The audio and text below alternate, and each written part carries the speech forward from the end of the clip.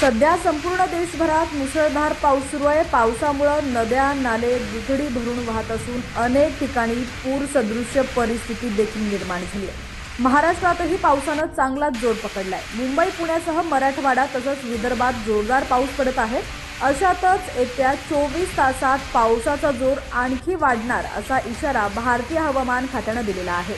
पूर्ण बातमी आपण पाहूया त्याआधी तुम्ही HPN Marathi news channel subscribe केलं नसेल तर नक्की सबस्क्राइब करा आणि बेल आयकॉनवर क्लिक करून नोटिफिकेशन्स मिळवा, जेणेकरून आमचे पावसाचे अपडेट्स लवकरात लवकर तुमच्यापर्यंत पोहोचतील।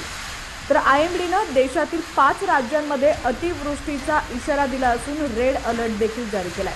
नागरिकांनी काम असेल तरच घराबाहेर पडावं असं आवाहन करण्यात आलंय। महाराष्ट्र, उत्तराखंड, गुजरात, गोवा आणि छत्तीसगडमध्ये येत्या काही तासात पावसाचा जोर आणखीच वाढण्याची शक्यता आहे।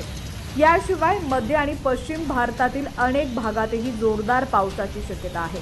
या भागात हवामान खात्याने पावसाचा ऑरेंज अलर्ट जारी केलाय, त्यामुळे नागरिकांनी घराबाहेर पडताना काळजी घ्यावी असं आवाहन देखील त्यांनी केलंय। महाराष्ट्रातील मुसळधार पावसामुळे अनेक ठिकाणी पूर स्थिती निर्माण झाली असून पाणी पुरवठा करणाऱ्या धरणांमधील पाणी साठा वाढलेला आहे।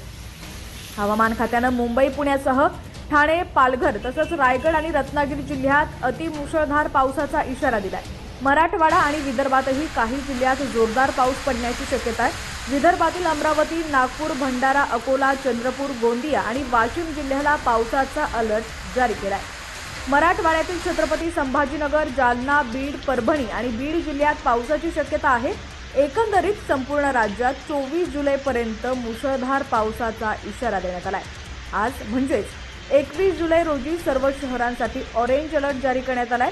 रायगडमध्ये 21 ते 23 जुलैपर्यंत, रत्नागिरीमध्ये 21 आणि 22 जुलैला रेड अलर्ट देण्यात आलाय। 22 जुलै रोजी सिंधुदुर्गात मुसळधार पावसाचा अंदाज आहे।